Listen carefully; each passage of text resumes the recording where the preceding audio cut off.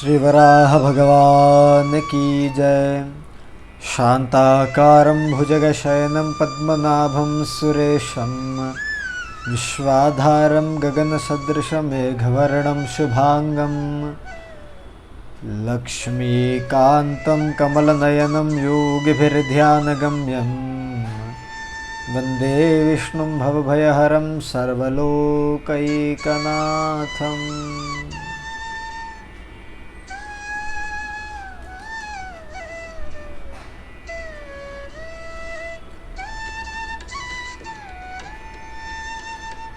तेईसवां अध्याय शुरू करते हैं।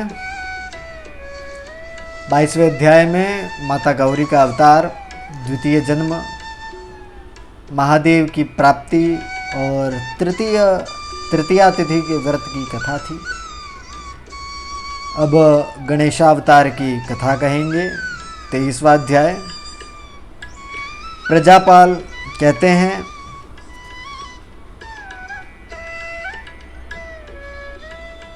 कि हे महात्मन, गणेश का जन्म किस प्रकार हुआ, फिर वह मूर्तिमान किस प्रकार हुए।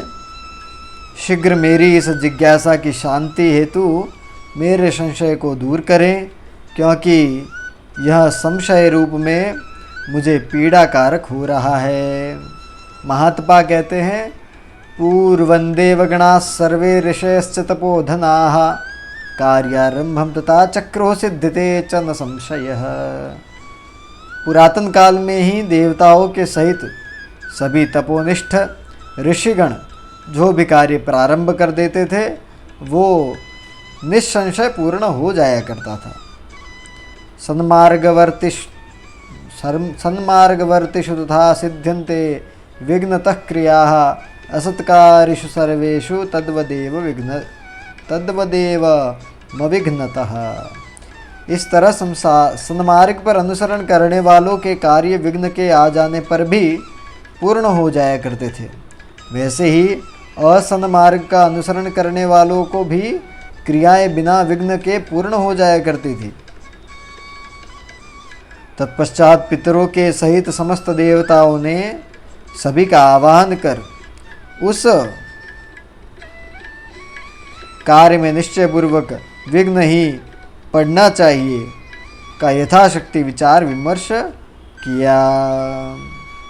इस प्रकार से वह सभी देवगण मंत्रणा पूर्वक यह निश्चय किया उन्होंने कि हम लोगों को महाबुद्धिमान रुद्र के शरण में जाना ही उचित होगा।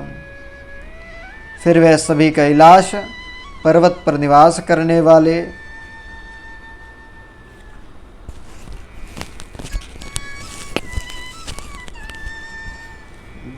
रुद्र के पास आ पहुँचे। उन्होंने विनयपूर्वक प्रणाम कर इस प्रकार से कहा कि हे देवाधिदेव शूलपाणी, त्रिलोचन महादेव, अविशिष्ट जनों अर्थात अशिष्ट जनों के कार्यों में विघ्न उत्पन्न करने वाले हेतु आप किसी की भी उत्पत्ति कर दें, बड़ी कृपा होगी। देवताओं की इस प्रकार के विनीत वाणी को सुनकर शंकर अत्यंत प्रसन्नता के साथ अपलक नेत्रों से उमा की ओर देखे। आगत देवताओं के समक्ष में ही उमा देवी की तरफ देख रहे उन महात्मा शंकर को यह चिंता हुई कि मूर्तिमान पृथ्व्यादि से अमूर्त आकाश में किस कारण भेद देखा जाता है। पृथ्वी में मूर्ति है, इसी तरह जल में भी मूर्ति है, तेज और वायु में भी मूर्ति दिख जाया करती है। आकाश इस प्रकार का क्यों नहीं है, यह सोचकर महादेव हंसने लगे। और इस प्रकार ज्ञान शक्ति उमा को देखकर शंभु ने जो आकाश की ओर देखा और पूर्व में ब्रह्मा ने कहा था कि केवल शरीरधारियों का शरीर होगा, जो शिव कि इन चार कार्यों से पृथ्वी आदि चारों उत्कृष्ट देव उत्पन्न हुए। उन परमेष्ठी शिव के हंसते ही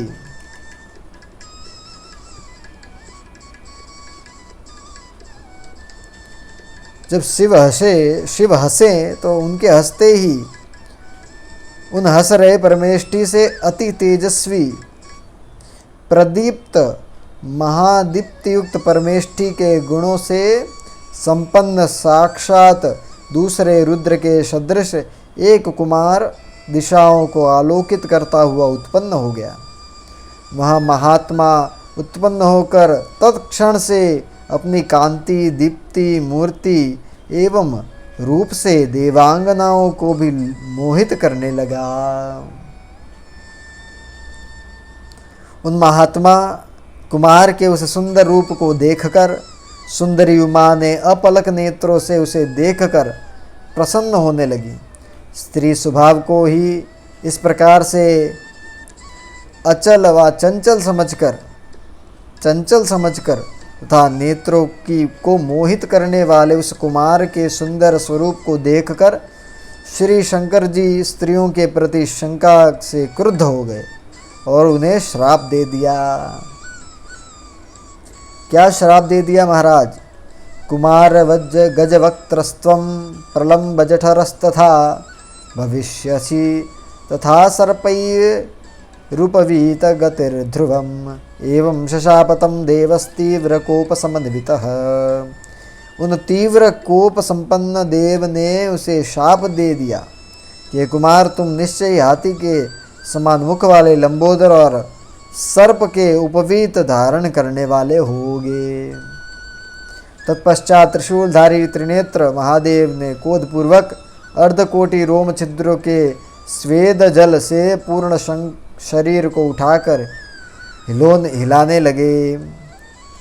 अपने हाथ में त्रिशूल धारण किए उन महादेव ने अपने आदिकाल में उत्पन्न शरीर को जितना ही हिलाया उतने रोम उतने ही प्रज्वलित हुए और उन रोम कूपों से उतना ही अधिक जल पृथ्वी पर गिरा, जिससे अन्य गज के समान मुख वाले तमाल और नीलांजन के समान तथा हाथों में विविध अस्त्रों को धारण किए अनेक विध विनायक वेग पूर्वक प्रकट होने लगे।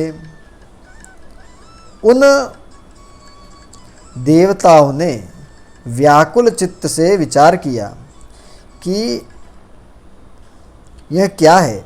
इस प्रकार अद्भुत कर्म करने वाला एक ही देव और अतुलनीय महान कर्म कर रहा है।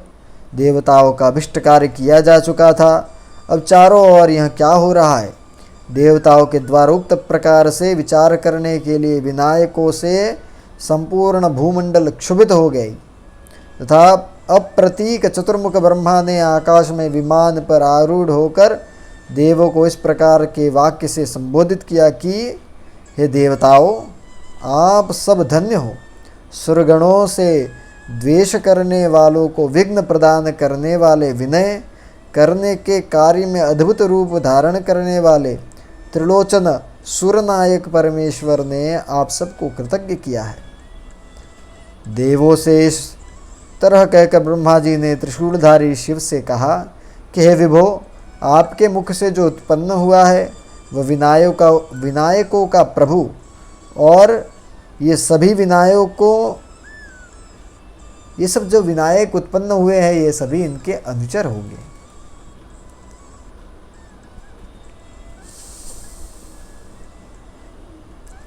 आपके द्वारा आकाश में दृष्टि निक्षेप के परिणाम स्वरूप यह श्रेष्ठ पुत्र उत्पन्न हुआ।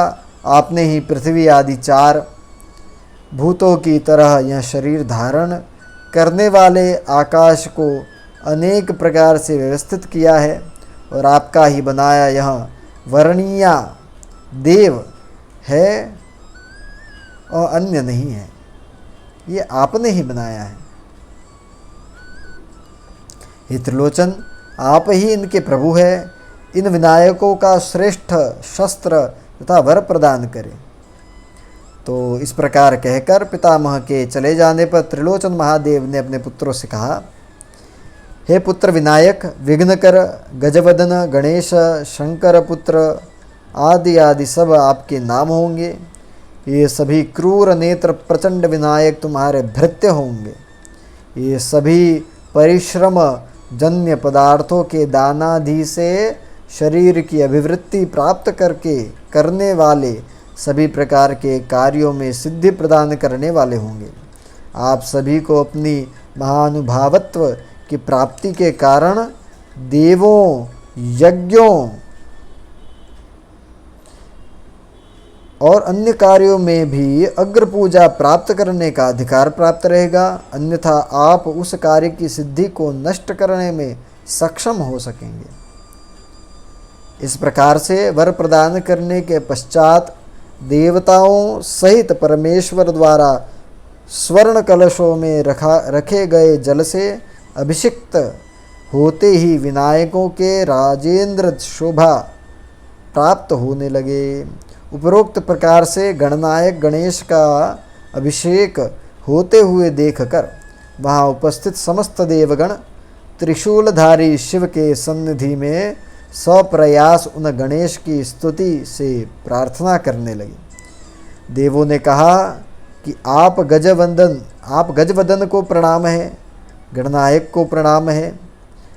हम इस स्तुति को पाठ करेंगे। स्तुति का इस गणेश स्तुति के बहुत सारे फल हैं, उसकी चर्चा करेंगे।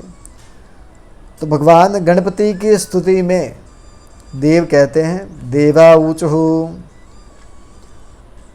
नमस्ते गजवक्त्राय नमस्ते गणनायक विनायक नमस्तेस्तु नमस्ते चंडविक्रम नमोस्तुते विघ्नकर्त्रे नमस्ते सर्पमेखल नमस्ते रुद्रवक्त्रोत्थ प्रलम्ब जठराश्रित सर्वदेव नमस्कारात् अविघ्नं कुरु सर्वदा एवं स्तुतस्तदा देवैर्महात्मा गणनायकः अभिषिक्तश्च रुद्रेण सोमस्यापत्यताङ्गतः एतच्चतुर्थ्यां सम्पन्नं गणाध्यक्षस्य पार्थिव यतस्ततोऽयं महती तिथीनां परमा तिथिः एतस्यां यस्तिलान् भुक्त्वा भक्त्या गणपतिं नृप आराधयति तस्याशु तुष्यते नात्र संशयः यश्चैतत्पठते स्तोत्रं यश्चैतच्छृणुयात् सदा न तस्य विघ्ना जायन्ते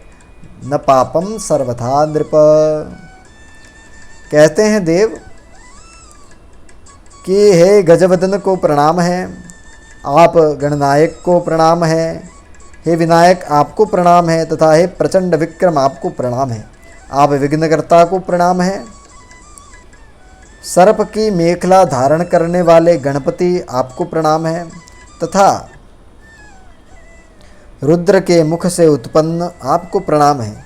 हे लंबोदर आपको प्रणाम है।